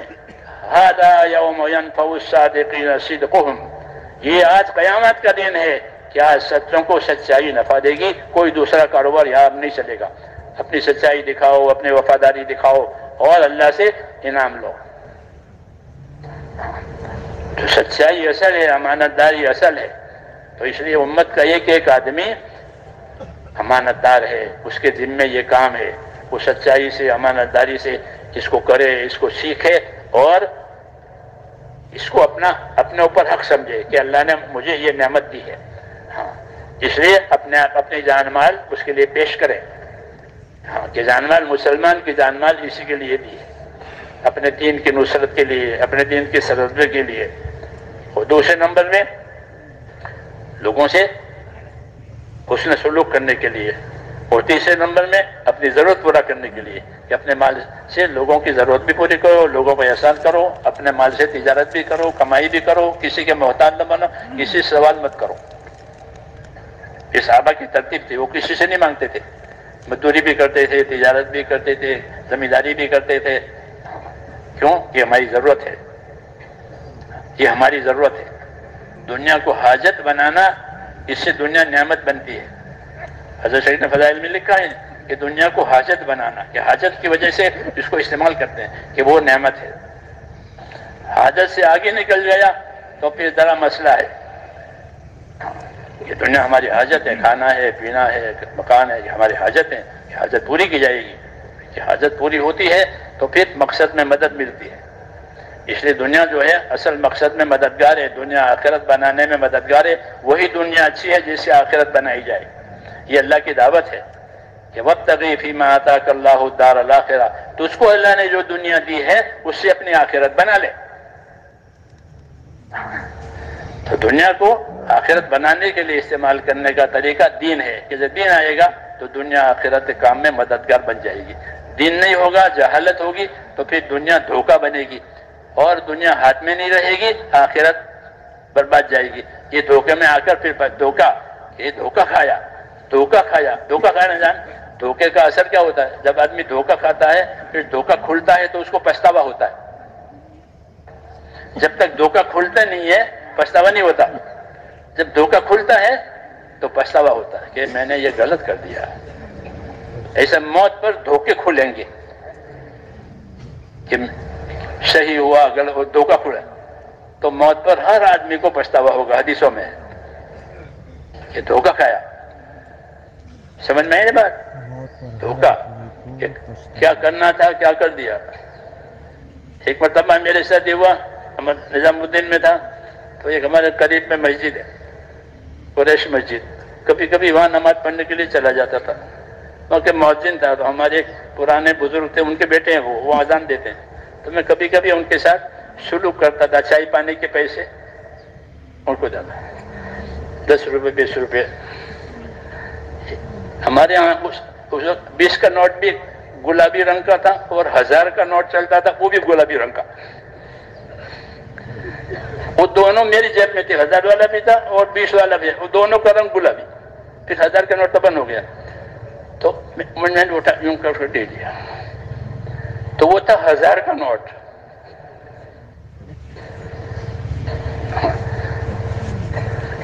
پھر بعد میں دیکھا کہ 20 روپے ہیں، 1000 کیا مؤذن کو دیا. اس کو دھوکہ کھلے تو، لیکن حل پچھتاوا نہیں ہوا. کیوں کہ میں نے غریب کو دیا ہے، لیکن ہویا دھوکہ، جو نہیں کرنا تھا وہ کیا. سمجھ میں آئی بات آپ کو؟ دھوکے کا انجام پچھتاوا ہوتا ہے. تو جس نے دنیا سے دھوکہ کھایا وہ آخرت کا پچھتاوا بھوگتے گا، وہ بہت شدید ہے. اس لیے کافر کو حسرت ہوگی، پچھتاوا ہوگا. وَإِنَّهُ لَحَسْرَةٌ عَلَى الْكَافِرِينَ، کہ آخرت اور قیامت ایک کافروں پر پچھتاوا بنے گا. بری بلا ہے پچھتاوا. جی ہاں. پھر دوسرے عذاب الگ ہیں. یہ دھوکہ کھایا، دھوکے کا اثر پچھتاوا. اس جگہ یہ دھوکے کی جگہ ہے. دھوکے سے بچنے کے لیے، یہ دھوکے کے بچنے سے لیے حق آیا ہے کہ یہ حق ہے، یہ دھوکہ ہے. کیا یہ بناوٹ ہے، یہ اصل ہے. اس لیے حضور صلی اللہ علیہ وسلم کو حق کے ساتھ بھیجا ہے تاکہ کوئی دھوکہ نہ کھائے اور کسی کو دھوکہ نہ دے. هو الذي ارسل رسوله بالهدى ودين الحق، اللہ نے اپنے رسول کو ہدایت کے ساتھ بھیجا، حق کے ساتھ بھیجا. صحیح عقائد، صحیح اعمال، اس کے ساتھ حضور بھیجے گئے ہیں. وہی ہماری مایا ہے، وہی ہماری پونجی ہے. ہر امتی اس کا امین ہے جو حضور صلی اللہ علیہ وسلم لے کر آئے. اس کو سیکھے، اس کو سکھاوے، اس کو اپنے عمل میں لاوے، اس کے لیے دعا مانگے کہ اللہ تعالیٰ اس خیر کو دنیا میں پھیلائے اور انسانوں کو اس سے نفع ہو جاوے. ہمیں ان سے کچھ نہیں لینا ہے. ہاں یہ تعلیم دی ہے، ہمیں کچھ نہیں لینا ہے. ہاں یہ خیر لوگوں کو دینی ہے. اس لیے میرے بھائیوں، اللہ تعالیٰ ہمیں توفیق دے، آپ حضرات کو اللہ توفیق دے. کیوں کہ آپ اس ماحول کے گویا چنے ہوئے لوگ ہیں. اللہ تعالیٰ نے آپ کو اس کام کے لیے چنا ہے، آپ کو آگے بڑھایا ہے، آپ کو دوسروں کے مقابلے میں آگے بڑھایا ہے. آپ آگے ہیں. اللہ نے ذمہ داری سمجھنے کی توفیق دی ہے، تو یہ اللہ کی نعمت ہے. ہاں اس کی جتنی بھی قدر کی جائے گی کم ہے. اس کی خوب قدر کریں کہ یہ مایا آگے بڑھتی رہے، ہاتھ سے نہ جاوے. کوئی نہ کٹے. میں نے کہا نہیں کہ جو کٹے گا اس میں کیڑے پڑیں گے. پھل کٹتا ہے نہیں، نیچے گر کے پھر کیڑے پڑیں گے. تو کٹنے کے بعد کیڑے پڑیں گے، بات بگڑ جائے گی. اس لیے حضرت فرماتے ہیں لگے رہو، چلتے رہو. اللہ تعالیٰ راستے نکالیں گے. اللہ کی مدد غیب میں ہوتی ہے. جب کریں گے تو غیب سے سامنے آئے گی. سامنے مدد نہیں ہوتی، غیب میں ہوتی ہے. تقاضا سامنے ہوتا ہے، مدد غیب میں ہوتی ہے. تقاضا سامنے، ابھی آپ کو تقاضے نہیں، ابھی وہ سامنے ہے، اور اس تقاضے پر جو کچھ ملنے والا ہے وہ غیب میں ہے، وہ اللہ کے وعدے میں ہے. تو ایمان والا وہی تقاضے پورا کرتا ہے غیب پر یقین کر کے کہ اللہ یہ دیں گے، اللہ یہ دیں گے، اللہ یہ کریں گے. تو انعامات جو ہوتے ہیں وہ غیب میں ہوتے ہیں. اس لیے ہمارا غیب پر ایمان ہے. بن دیکھے مانتے ہیں اور بن دیکھے عمل کرتے ہیں کہ یہی مومن ہے. جی ہاں، یہی مومن ہے کہ اللہ کے وعدے پر یقین کر کے اللہ کے حکموں کا حق، اللہ کے حکموں کو حق سمجھ کر کے عمل کرتے ہیں کہ یہ مومن ہے. پھر ایمان والے کی اللہ کے ہاں بڑی قدر ہے. اللہ تعالیٰ ہمیں اس کی توفیق عطا فرماوے. اس لیے میرے دوستوں، اس کی نیتیں کریں. اپنی نیتوں کو بھی اچھا بنانا، اپنے اعمال کو بھی اچھا بنانا، اپنے اخلاق کو بھی اچھا بنانا، اور کام کے اسلوب اور طریقوں کو بھی اچھا بنانا کہ اچھے اسلوب سے کام کرو تاکہ دل اس کو قبول کرے، اور اچھے گمان کے ساتھ کریں. اچھا گمان بھی، اللہ سے اچھا گمان رکھنا کہ اللہ ضرور مدد کرے گا، اللہ ضرور قبول کرے گا. یہ گمان اللہ کے ساتھ، یہ بھی حضور آپ نے تعلیم دی ہے اس کی. دوسرے نمبر میں آپس میں اچھا گمان، کسی کے ساتھ بدگمانی نہ کریں. حسن ظن، حسن اسلوب، حسن ظن، یہ دعوت کے محاسن اور دعوت کی خوبیاں کہلاتی ہے کہ اللہ کے ساتھ اچھا گمان، کہ دین کے کام کرو اور اللہ سے اچھا گمان رکھو. حضرت جابر فرماتے تھے کہ مجھے حضور صلی اللہ علیہ وسلم نے اپنی وفات سے 3 دن پہلے یہ فرمایا کہ جابر تمہاری موت اس حال میں آئے کہ تمہارا گمان خدا کے ساتھ اچھا ہو. یاد رکھو اس کو, اچھے گمان کے ساتھ کام کرو. ہاں یہ ہدایت تھی جابر کو. تو ہم اچھا کام کریں, ہم کام کریں گے اللہ کا, اور اللہ سے اچھا گمان کریں گے. کبھی مدد دیر سے آئے گی, کبھی مدد جلدی آئے گی, کبھی آزمائش بھی آئے گی. ہمارا گمان اللہ کے ساتھ اچھا ہو. کیوں کہ اللہ کا وعدہ ہے کہ میں ان کا مددگار ہوں. واللہ ولی المومنین, اللہ ایمان والوں کا مددگار ہے. وَلَيَنْصُرَ اللَّهُ مَن يَنْصُرُهُ, جو دین کی مدد کرے گا اللہ اس کی مدد کرے گا. تو اللہ سے اچھا گمان رکھنا, آپس میں اچھا گمان رکھنا, ایک دوسرے کی خوبی دیکھنا, ایک دوسرے کے ساتھ اچھا گمان کرنا. شیطان بدگمانیوں سے ایک دوسرے سے توڑتا ہے. بدگمانی, یہ بدگمانی نہ کرے, اچھا گمان کرے. کوئی غلطی ہو تو اوپر پردہ ڈالے, موقع پر نصیحت کرے. یہ بزرگوں کا طریقہ بتایا کہ کسی نے غلطی کی ہے تو اس کی غلطی پر پردہ کرے, پھیلاوے نہیں, اور موقع دیکھ کر اس کو نصیحت کرے کہ یہ چیز یوں ہے. بس سمجھانا اپنا کام ہے, سمجھنا اس کا کام ہے. کوئی نہیں سمجھے وہ جانے, سمجھانا اپنا کام ہے. حضرت فرماتے تھے سمجھانے میں کمی نہ کرو, سمجھانا ہمارا کام ہے, سمجھنا اس کا کام ہے. تو حسن زن, اچھا گمان لوگوں کے ساتھ, ان کی خوبیوں پر نظر کرو. مولانا اللہ صاحب اس کی تاکید کرتے تھے کہ اگر مسلمانوں میں اچھا گمان کا ماحول بن جائے تو اللہ کی عطایا اور بخششوں کے دروازے کھل جائے. اس لیے ایک دوسرے کی خوبی دیکھو. فرماتے تھے ہمارے راستے میں خوبیوں کا لین دین ہے, ایک دوسرے کی خوبیاں دیکھیں گے. اس لیے جماعت بناتے ہیں کہ جماعت میں مختلف لوگ ہوتے ہیں, ان میں مختلف خوبیاں ہوتی ہیں, مختلف خوبیاں ہوتی ہے. ان خوبیوں کی وجہ وہ خوبیاں دنیا میں پھیلتی ہے. اس لیے ایک دوسرے کا اچھا گمان کرنا, مسلمانوں میں اچھا گمان, مسلمانوں کا اچھا گمان, حسن ظن, یہ مطلوب ہے. اور اس کی تاکید ہے, بدگمانی حرام ہے. بلا دلیل کے کسی سے بدگمان نہیں ہونا, الزام ہے وہ, اور وہ منع ہے. اس سے معاشرہ خراب ہو جاتا ہے. حضرت عمر فرماتے تھے کہ کوئی غلط چیز معاشرے میں آئی تو خاموش رہو تاکہ وہ دفن ہو جائے. چرچا کرو گے تو وہ پھیل جائے گی, خاموش ہو جاؤ تاکہ وہ دفن ہو جائے, ورنہ معاشرہ خراب ہوگا. اس لیے اچھے گمان کے ساتھ, اللہ کے ساتھ بھی, بندوں کے ساتھ. ہاں بدگمانی اپنے ساتھ کرو کہ میں گنہگار ہوں, میں قصوروار ہوں, یہ اپنے ساتھ اچھا گمان کرنا یہ ٹھیک نہیں کہ میں اچھا ہوں. اللہم اجلنی فی عینی صغیرہ, دعا ہے اللہ مجھے اپنے آپ کو اپنی نگاہ میں مجھے تو چھوٹا بنا کہ میں کچھ نہیں ہوں, میں گنہگار ہوں. ہر بندہ گنہگار ہے. حدیثوں میں ہے کہ تم سب گنہگار ہو, تو ہر بندہ گنہگار ہے.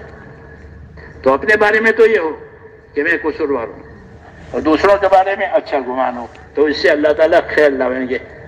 ہاں, اور دعوت میں خوبیوں کا لین دین ہے. ایک دوسرے کی خوبی دیکھو, اس علاقے کے لوگوں میں یہ خوبی ہے, اس علاقے کے لوگوں میں خوبی ہے. میوات والوں سے فرماتے تھے تمہارے اندر 2 خوبیاں ہیں, کیا کہ جفاکشی اور سادگی, یہ تمہارے اندر خوبی ہے میوات والوں, کیونکہ سب سے پہلے مخاطب یہی ہوئے تھے میوات کے حضرات. کہ تمہارے اندر خوبی ہے 2, ایک جفاکشی ہے, پیدل چلتے تھے بمبئی سے کلکتہ, جی ہاں, دلی سے بمبئی, اور پیدل چلتے تھے. جفاکشی ہے اور سادگی ہے, وہ یہی دین میں مددگار ہوتی ہے. تو ان کی خوبیوں کو اجاگر کرتے تھے کہ خوبیوں والا ہے, پھر ان کی خوبیاں دنیا میں پھیلتی ہے. اللہ تعالیٰ نے امت کو بہترین امت بنایا ہے. جب یہ اپنے مقصد ہوگی تو ان کی خوبیاں دنیا میں اللہ پھیلائیں گے. اللہ ہمیں اس کی توفیق عطا فرماوے, اس کی نیتیں کریں, اور جو ذمہ داری اللہ کی طرف سے آئے مشورے سے اسے پورا کرنا. وہ اللہ کی امانت ہے, وہ اللہ کا حق ہے. ہاں, نعمت بھی ہے, امانت بھی ہے کہ اللہ نے دین کا کام ہم کو دیا, کہ یہ نعمت بھی ہے, امانت بھی ہے. نعمت کے پہلو سے شکر گزار بنے کہ اللہ نے ہم کو دین دیا, امانت داری کی وجہ سے اس کا حق ادا کریں. تو کریں گے انشاءاللہ. اب جو تقاضے آپ حضرات کو دیے جائیں گے وہ انشاءاللہ آپ اڑیں گے.